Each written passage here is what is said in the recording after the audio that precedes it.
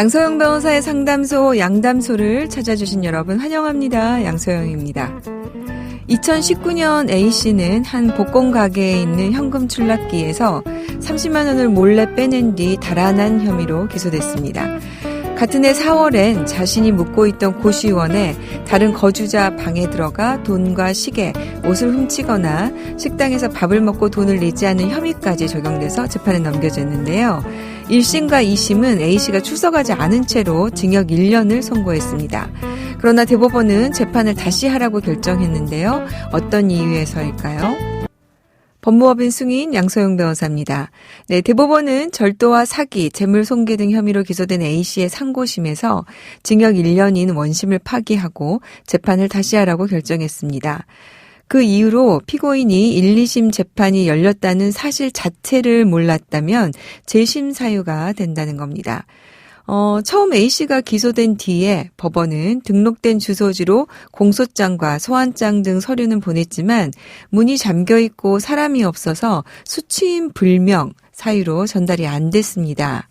1심 재판부는 첫 재판이 A씨의 불출석으로 2차례 연기되자 이듬해 3월 공시송달을 하기로 결정을 했는데요. 공시송달이라는 절차는 서류 전달이 어려울 경우에 일정 기간 서류를 공개적으로 게시한 뒤 송달이 된 것으로 간주하는 절차입니다. 이런 게 있으면 그 사람을 찾을 수 없고 그 사람이 재판에 나오지 않더라도 재판을 그러니까 송달이 된 것으로 간주를 하니까 재판이 진행될 수 있는 절차를 말하는데요. 공시송달 절차까지 끝나서 행정적으로 송달이 완료됐지만 A씨는 법정에 출석하지 않은 상태로 재판이 진행이 됐겠죠.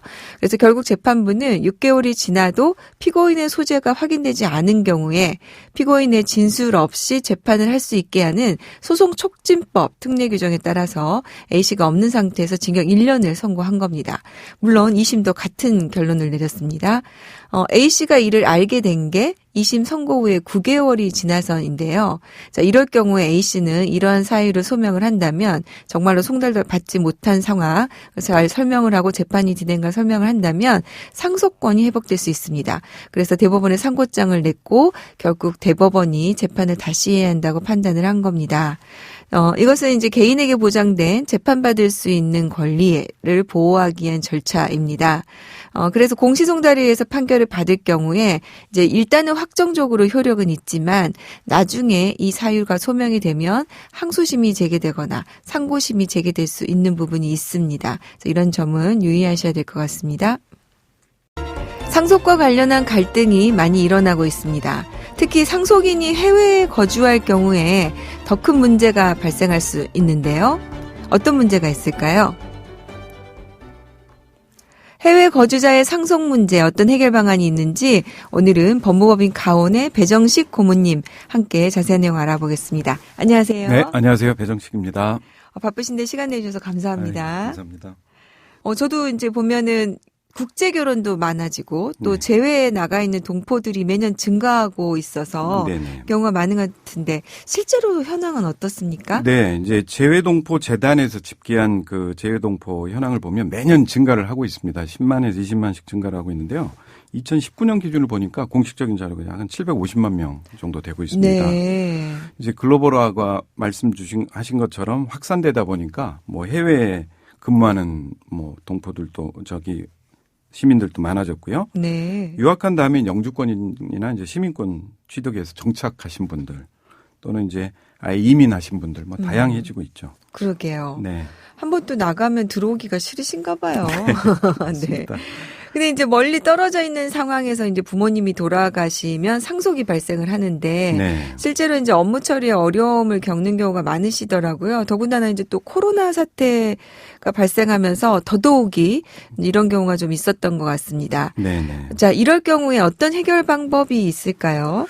네, 이제 갑자기 부모님 상속이 발생하면 먼저 이제 부모님들의 상속 재산 현황, 뭐 절차들에 대해서 알아봐야 될 것 같습니다. 네. 그래서 이제 상속인들 간의 원활한 재산도 이루어지고 상속세가 또 신고 절차가 지연이 돼 버리면 세금 부담이 늘어나기 때문에 그렇죠. 그런 거죠. 네.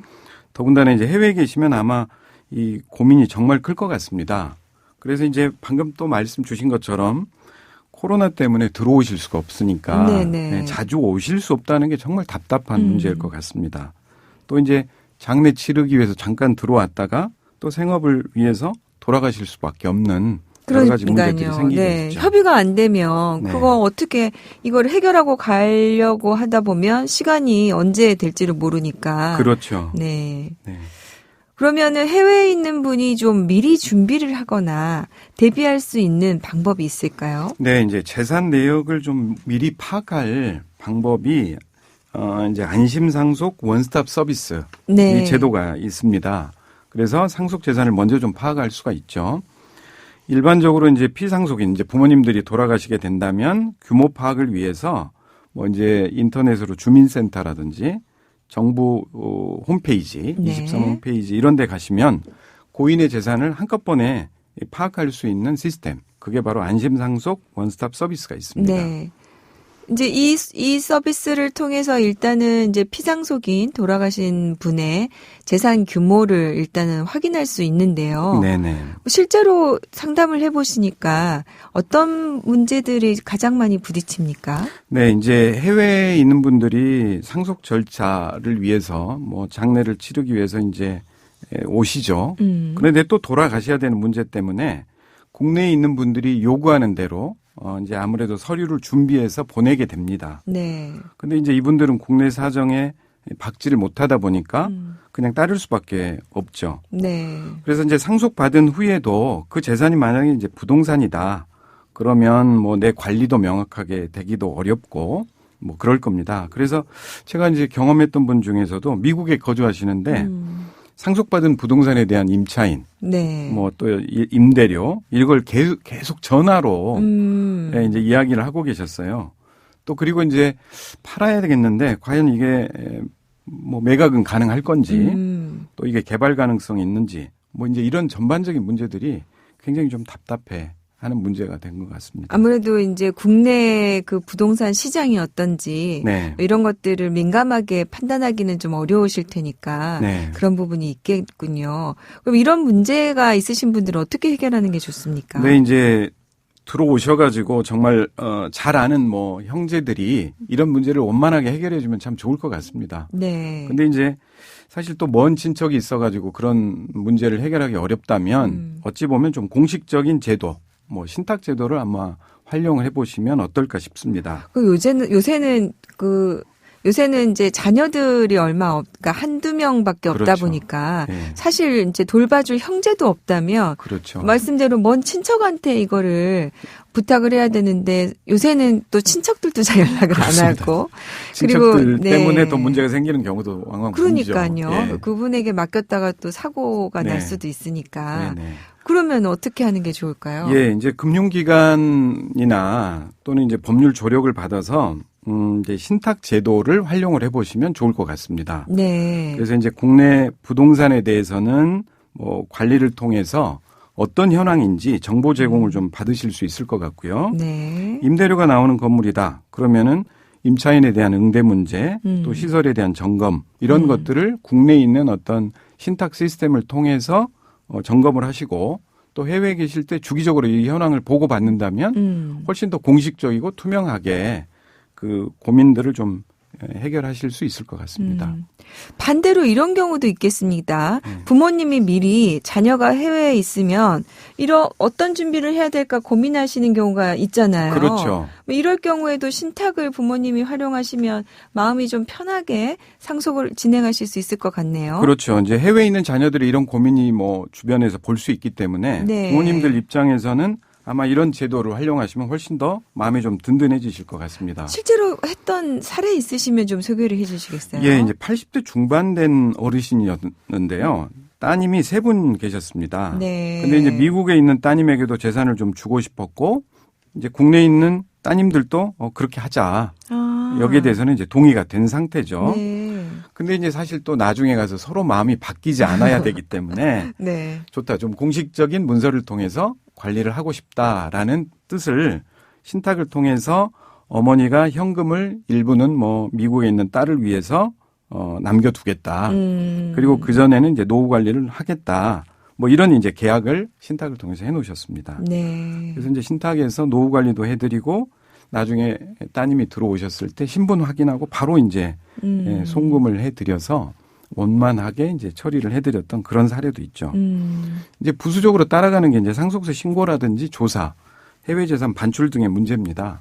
근데 이런 것들도 또 전문가분들하고 같이 네. 충분히 협의하시면 원활하게 처리하실 수 있을 것 같습니다. 그러니까 신탁 업무를 하게 되면은 기본적으로 세무적인 부분, 법률적인 부분 전문가들이 협업을 하는 게 굉장히 필요하겠습니다. 그렇습니다. 네.